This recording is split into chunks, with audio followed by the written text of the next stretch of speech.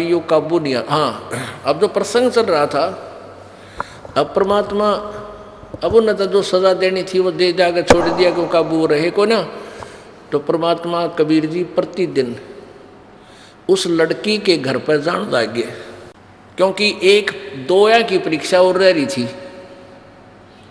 वो अर्जुन सर्जुन आए 10, 5, 20 दिन में वापस। तो सभी शिष्यों ने कहा कि भाई गुरु जी तक कति बिगड़ गए और भाई हम तक की तो बाहर निकलन जोग्य नहीं छोड़े। ऐसे ऐसे एक वैश्या के पास जाते हैं और एक दिन तो शराब के नशे में उन्हें ये भी नहीं पता तू कहाँ घूम रहे हो, और सरे बाजार में उस वैश्या को लिए फिर रहे थे हैं। और भाई गुरु जी पहले वाले कौन रहे? अर्जुन सर्जुन ने कहा तुम क्या क्या बक रहे हो, तुम क्या बोल रहे हो? निकम्मे, तुम्हें शर्म नहीं आती? तुम्हारी जीभ कट जानी चाहिए, तुम एक महापुरुष पर ऐसा लांछन लगा रहे हो। वो कहने लगे तुम्हें यकीन नहीं? अगर नहीं, हमें कोई यकीन नहीं हो सकता तुम्हारी बातों का, हम उनको बहुत निकट से जानते। अरे तुम नहीं मानते कि नहीं मानते कि आज भी शाम को देख लेना, उनके उसी के पास मिलेंगे। अब अर्जुन सर्जुन ने सोचा भी जय आज भी गुरुजी हमें वहाँ मिल गए था, फिर तो बात अब झूठी तो नहीं हो सकती। अब शाम के समय वो गए, गर्मियों का दिन, आंगन में बैठे गुरुजी परमात्मा चारपाई पर, वह बेटी बैठी नीचे और परमात्मा के पैर दबा रही, और परमात्मा कबीर जी उनको ज्ञान सुना रहा अपनी बेटी को। अब अर्जुन सर्जुन ने झांक कर देखा, नू सामने बैठे होता है, एक बात आगे नहीं निकल गए। फिर सोचा भाई जकर तक करना चाहिए, ये तो बात बिगड़गी, गुरुजी बदनाम हो जाएंगे यहाँ बैठने से। तो दोनों अंदर आगे, उनका पहले वाला भाव नहीं था। दोनों ने फिर भी कुछ शिष्टाचार का सहारा लेते हुए कहा कि गुरुदेव आपको यहाँ नहीं बैठना चाहिए, ये तो एक बदनाम औरत का द्वार है, प्रभु आप जैसे महापुरुष बदनाम हो जाएंगे। तो परमात्मा ने कहा कि अर्जुन सर्जुन तुम्हारी बुद्धि भ्रष्ट हो ली भाई, अब तुम मेरे शिष्य नहीं रहे, मेरे गुरु हो गए। जब तुम मुझे शिक्षा दे रहे हो, भाग यहाँ से, भाग जाओ यहाँ से। अब क्या कहा परमात्मा ने? कहा कि ऊंच नीच में हम रहें, ये तो हाड चाम की दे, अर्जुन सर्जुन समझियो तुम करियो शब्द स्नेह। अब अर्जुन सर्जुन की कुछ अच्छी किस्मत थी, वो जान गए कि तुमने तो बात बिगाड़ दी, निकम्मे इतना ज्ञान दिया करते परमात्मा डेली, और आज ये ऐसा हो सकता है। फिर उनकी बुद्धि मत आ गया बात, लेकिन बात बिगड़ चुकी थी। दोनों ने पैर पकड़ दिए परमात्मा के और कहा परमेश्वर हम पापियों को माफ़ कर दो, हम पापियों को माफ़ कर दो। अन्य वो जो 64 लाख का टोल था, उन्होंने तो माफ़ी भी ना मांगी, और उन दोनों ने आकर अक्षमा याचना की। परमात्मा बोले भाई बात सुन ले। कहते हैं जैसे कवि का एक दुआ है कि ये धागा प्रेम का मत तोड़ो चटकाए, और टूटे तो फिर मिले नहीं, मिले तो गांठ पड़ जावे। अब गुरु शिष्य का जो नाता ये बहुत नाजुक होता है। अभी तक तुम मुझे ईश्वर समझ रहे थे, ईश्वर नहीं समझ रहे थे, परमेश्वर की शक्ति से युक्त जरूर मानो थे, और उस भाव से तुम चलते रहते तो तुम्हारा कल्याण होता। अब अर्जुन सर्जुन तुम मेरे इस शरीर से मोक्ष प्राप्त नहीं कर सकते, कितनी नम्रता कर लो और कितना तुम माफी मांग लो, तुम्हारे अंदर दोष घर कर चुका है। अब मैं तुम मेरे इस शरीर से पार नहीं हो सकते, तुम्हारा वो भाव नहीं बन सकता। अब वो भी मान गए इस बात ने, कहा हाँ गुरुदेव बात तो आपकी नो की नो है, पर परमात्मा आपने ऐसा ज्ञान दे दिया, अब हम मरण के रहे ना जीण के। हे परमात्मा जब दूसरा जन्म हो गया हम पापियों का, आप ही रोज बताते हो, ना जाने कहाँ पटकेगा ये काल, ना जाने किसी लोक में पहुंचा दे, ऊपर देवता अपने अंडे जा धक्के खानते फिर अपने मलाई खत्म करके फिर आ जाए। हे परमात्मा हम दूसरा जन्म नहीं चाहते। खूब बुरी तरह रोने लगे, यानी उन्हें हृदय से रोना शुरू कर दिया और काफ़ी देर तक आंसुओं से कपड़े भी लिए। तब परमात्मा ने कहा, बेटा तुम्हें इसी शरीर में पार करूँगा, पर मैं फिर कोई और लीला करूँगा। कहने लगा, प्रभु कितना समय लगेगा? कि समय लगेगा अभी सैकड़ों वर्ष और लगेंगे। हे परमात्मा, क्या हम उस समय तक जीवित रह सकते हैं? परमात्मा बोले, ये तुम्हारा काम नहीं, ये हमारा काम है। और उनको कहा कि मैं इस दिल्ली से 30 मील की पश्चिम की ओर, 30 मील पश्चिम की ओर किसी गांव में मेरी प्यारी आत्मा आवेगी और उसको मैं जाकर के मिलूँगा, उसको उपदेश का आदेश दूंगा। आप उससे उपदेश लेकर तुम फिर अपना कल्याण करा सकोगे इसी जीवन में। अपने आत्माओं, सन 1518 में परमात्मा सह शरीर चले गए थे। सन 1727 में परमात्मा कबीर जी अपनी प्यारी आत्मा गरीबदास साहिब जी को छुड़ानी गांव, जिला झज्जर, हरियाणा में आकर मिले थे और उनको सतलोक की पूरी परिभाषा ऊपर दिखाई थी, समझाई थी, और फिर उस आत्मा को, गरीबदास साहिब जी की आत्मा को वापस छोड़ा था। तो उस समय वो ये अंदाज़ा ला के परमात्मा के वहाँ जाने के बाद, उस समय उनकी आयु ज़्यादा नहीं थी, 20-22 वर्ष की होगी। और पहले 200-300 वर्ष तो आम आदमी जी जा करते, परमात्मा की आशीर्वाद से जीवित रह जा 1000 वर्ष। आज से 2500-3000 वर्ष पहले आप इतिहास देख लो इनका, ईसाई धर्म वालों का, मुसलमान धर्म वालों का। उसमें क्या था कि ये बाबा आदम 900 वर्ष तक जीवित रहा, उसका फिर पुत्र था वो 700 वर्ष तक जीवित रहा, आगे फिर आकर के और नीचे वाले 500, 400, 200 वर्ष तो आम जीवित रहा करते थे। अभी बहुत समय पहला दूर नहीं थे। और वो ईश्वर की आज्ञा तो भाई पता नहीं क्या हो जाए। तो उन दोनों ने सोचा भी चलो वृद्ध शरीर हो जाएगा, फिर चला नहीं जावे।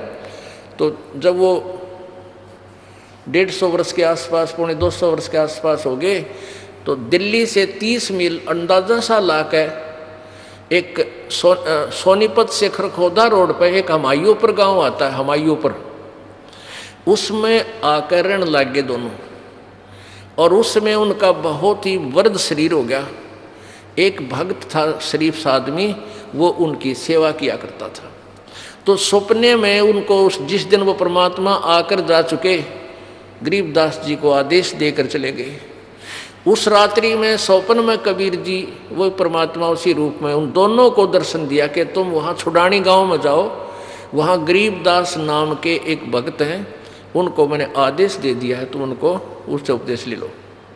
अब दोनों सुबह उठे, सूते, दोनों ने एक दूसरे को बताया कि गुरुजी दिखे थे और ये कह रहे थे कि छुड़ानी में हमने उस तुम्हारा प्रबंध कर दिया है। तो वहाँ आसपास पहले कन्वेंस था नहीं, एक दूसरे गाँव को भी नहीं जानते थे लोग। सुबह उठ कर कई व्यक्तियों से पूछा भी कोई छुड़ानी गांव है। तब उस व्यक्ति के जिसका रुके हुए थे उसने कहा महाराज जी मैं तो परिचित हूँ नहीं, पर पता करता हूँ। उसने पता किया, पता चला कि ऐसे ऐसे दुल्हेड़ा गांव के पास जद्दर के से 20 किलोमीटर 15 किलोमीटर इधर वहाँ एक छुड़ानी गांव है। तो उन दोनों अर्जुन सरजुन ने कहा कि बेटा आपने हमारी बहुत सेवा की, एक कृपा और कर दे, हमें किसी प्रकार बैलगाड़ी में बैठा के वहाँ छुड़ानी छोड़ दे।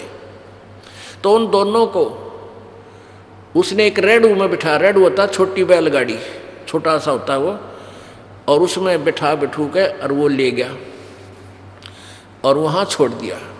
गरीबदास जी से उपदेश लिया, फिर कहा प्रभु हम तो फिर कहाँ जाएंगे, आपके चरणों में यहीं रहेंगे।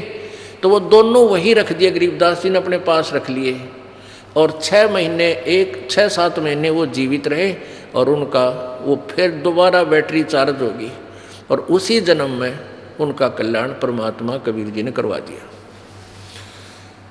अपने आत्माओं प्रसंग चल रहा था कि हम ये सोचते हैं, जैसे प्रसंग चल रहा था कि कुछ ऐसे पुण्यकर्मी प्राणी हैं जिनके पास धन है, सुख संपत्ति है, संतान है, और वो ये उनको भी परमात्मा की चाह है। और आप जी जो पुण्य नहीं है, भक्ति सही, पिछले जन्म की भक्ति कर्म है परमात्मा के साथ रहे हुए, तो आपको भी भक्ति की चाह है। ये चाह क्यों है? क्योंकि दो प्रकार से मनुष्य जीवन बताया। ध्यान से सुनो पुण्यात्माओं, ये समय बार बार नहीं मिलता, और एक शब्द भी कान्ना ते बाहर मत जान दो। घने ध्यान से सुना करो, नहीं तो याने का अकेला फिर जब इधर उधर तुम्हारा दिमाग और ये घूमता रहा। बड़े ध्यान से सुनो।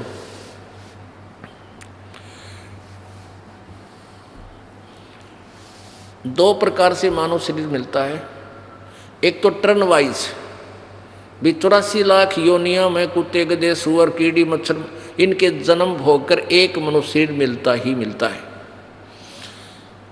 तो वो उन प्राणियों में भक्ति की चाह नहीं होती, वो नहीं सुनते किस्से की भी, वो तो अपना बस जैसा भी कर्म है प्रारब्ध उसका करते रहते हैं।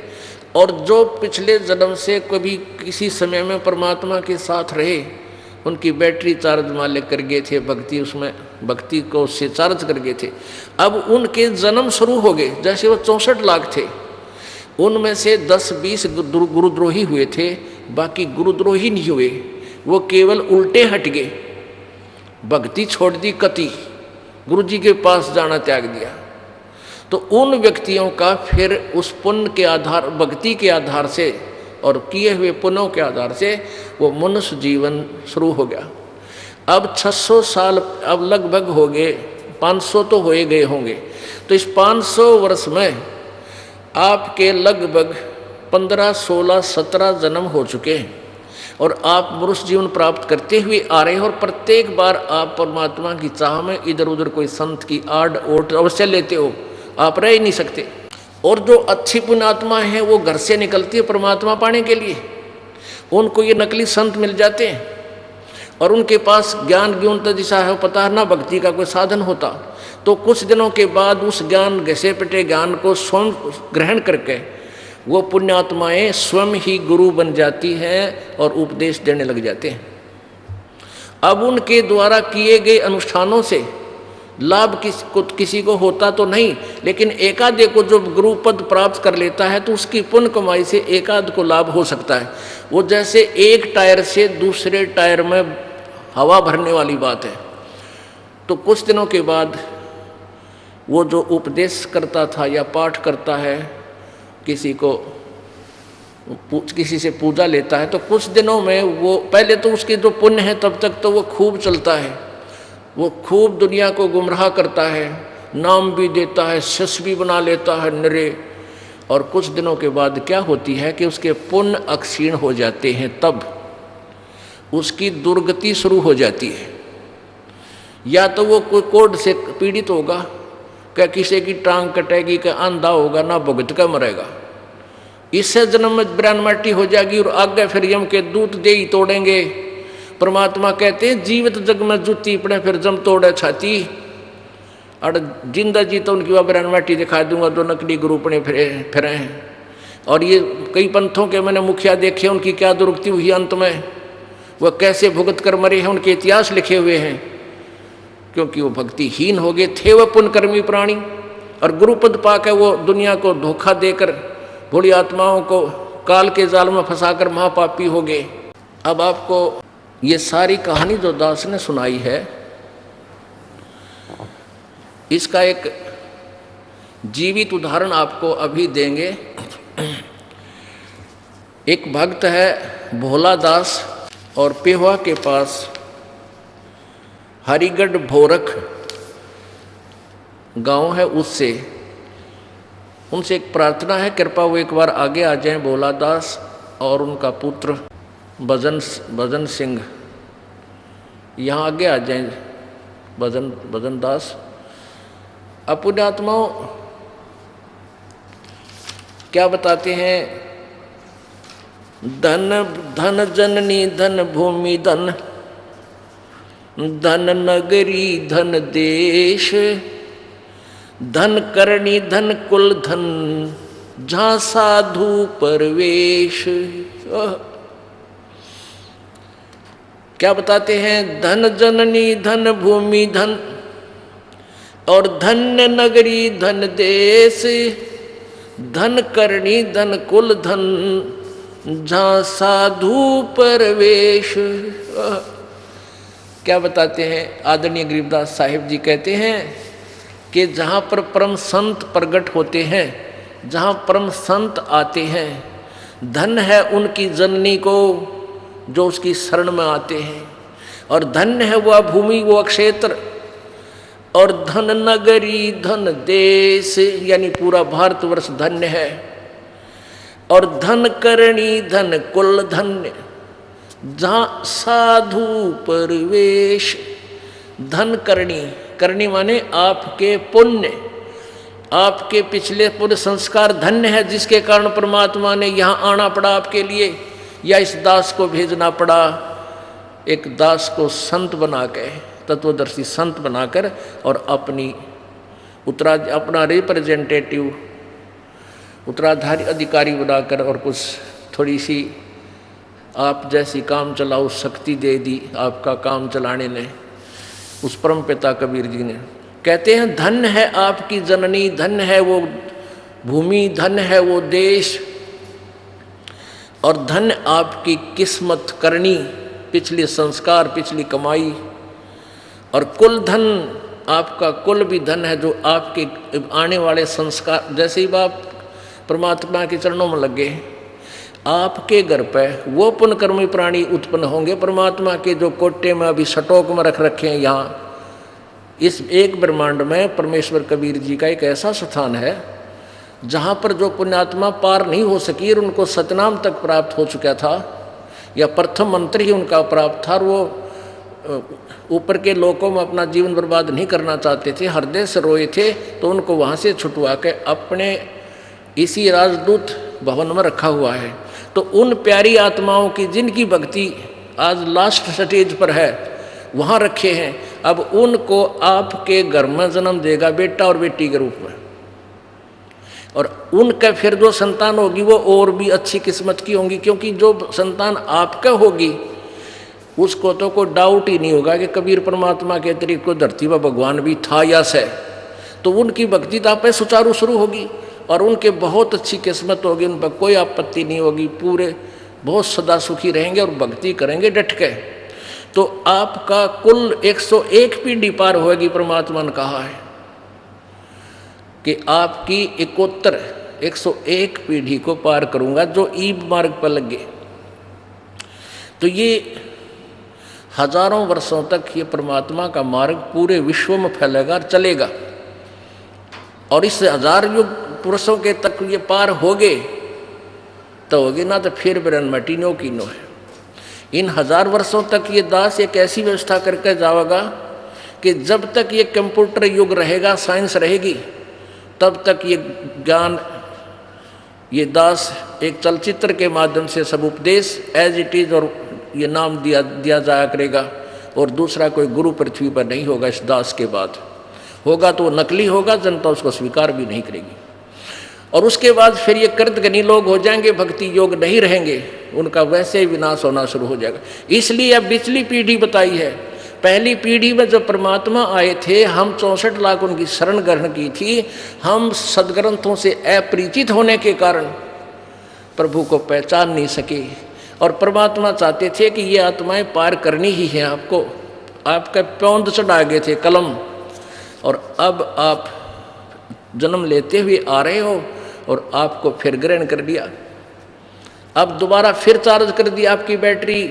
तो ऐसे तो अब जो पुण्यात्माएं होती हैं वो परमात्मा की चाह में भटकती रहती हैं, और कुछ दिनों के बाद कुछ ज़्यादा विशेष पुण्यात्मा होती है, वो स्वयं ही औरों को कल्याण के लिए कोई किसी का पाठ करने लग जाएगा, किसी ने नाम देने लग जाएगा, और वो अपना काम बिगाड़ लेता है। इसी का एक उदाहरण अब जीवित आपके समक्ष ये दास दिखाएगा, भोलानाथ दास जी। पहले इसका क्या कहानी है ये दास पढ़ के सुना होगा आपको। ये भक्त भोला दास ने लिख कर दिया है।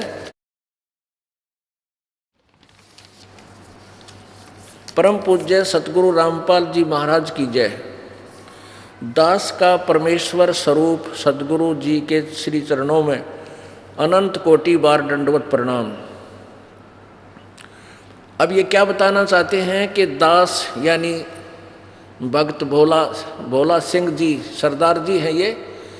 अब इनको समझ में आ गया कि हम सिख हैं। सिख माने परमात्मा की चाहने वाली प्यारी आत्मा, जो शस को सिख बोलते हैं। तो इन्होंने लिखा कि मैं अब दास हो गया, हम अब दास हो गए और दास होकर ही पार होंगे। जितने भी हमारे 10 गुरु हुए हैं, गुरु गोविंद सिंह जी ने सिंह इसलिए चालू किया था कि उस समय परिस्थिति बहुत बदल गई थी। उससे पहले सभी दास राय ये ऐसे ही हमारे गुरु जी लगाया करते थे। तो क्या कहते हैं कि ये दास यानी भोला दास पहले सिख धर्म में जन्म होने के नाते सफेदोपेश सदोपदेश प्राप्ति से पूर्व, यानी यहाँ से नाम लेने से पहले 40 वर्ष तक स्वयं पाठी थे, गुरुद्वारों में जाते थे और औरों को नाम दिया करते थे, शिष्य बनाते थे।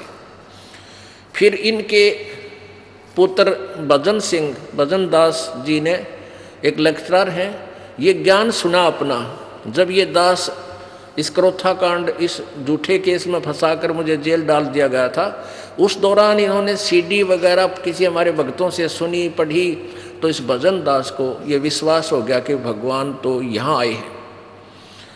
तो उसके बाद इन्होंने पूरे ज्ञान को समझा, स्वयं उपदेश लिया, फिर अपने पिताजी को समझाने की चेष्टा की। इनके पिताजी भोला दास जी ने कहा कि बेटा तू क्या बोल रहा है, मैंने 40 वर्ष हो गए औरों को उपदेश देता हूँ, मैं शिष्य बनूंगा, हम नहीं किसी से नाम लेंगे। फिर भी बहुत समझाने पर इस प्यारी आत्मा ने सारे प्रमाण देखे। भाई मैं प्रमाण देखूंगा तब मानूंगा। तो इस भोला दास जी ने, बहुत प्यारी आत्मा, बहुत ही साधु स्वभाव का व्यक्ति है, इसने ये प्रमाण दे करके उपदेश ले लिया इस दास से। अब लगभग इसने 1.5 वर्ष हो चुका है उपदेश लिए ने। 23 फरवरी 2010 को ये सत्संग में आए हुए थे और यही इसके एक पैर में यानी बाईं साइड में दोनों बाजुओं में और दोनों टांगों में अधरंग से पीड़ित। अब क्या पढ़कर सुनाता है दास कि सदुपदेश प्राप्ति से पूर्व 40 वर्ष तक सिख धर्म का प्रचारक रहा है। सतनाम वाहेगुरु नाम जाप करते थे, यानी ये नाम जाप करते थे, सतनाम श्री वाहेगुरु, सतनाम श्री वाहेगुरु। अब गरीबदास जी ने कहा है कि झांकी वे कबीर की नानक कीती वाह सिक्खा के गल पड़ी कौन छुटावे था। नानक साहेब जी ने कबीर परमेश्वर की झांकी यानी वहाँ का नज़ारा देखा सतलोक का।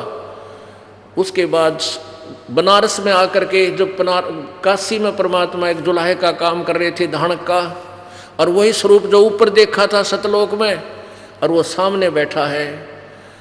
ये श्री गुरु ग्रंथ साहिब के पन्ना पृष्ठ नंबर 24 पर लिखा है कि फाई सूरत मुल्क की वेश ए ठगवाड़ा ठगी देश, खरा सियाणा बहुते भार ये धानक रूप रहा करतार। आँख्या में पानी भर लिया, अरे लोगों देखो यो धानक रूप रहा करतार, ये धानक, ये दुल्हा बैठा, ये भगवान है।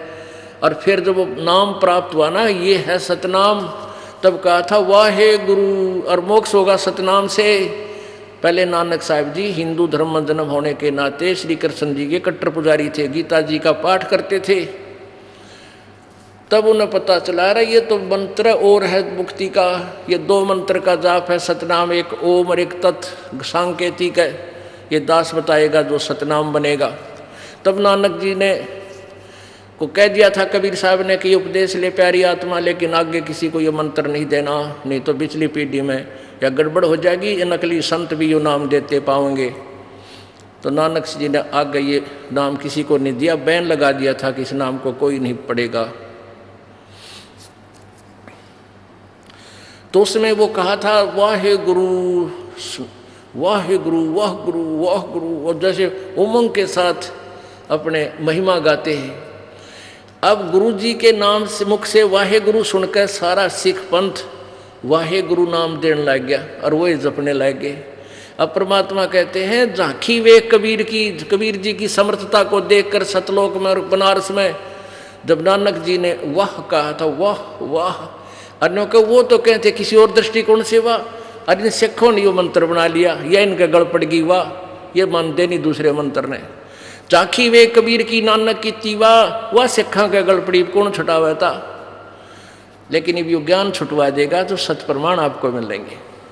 तो कहते हैं सतनाम वाहे गुरु का जाप करते थे और यही उपदेश लोगों को भी दिया करते थे भोला दास जी। अभी आपके सामने आएंगे।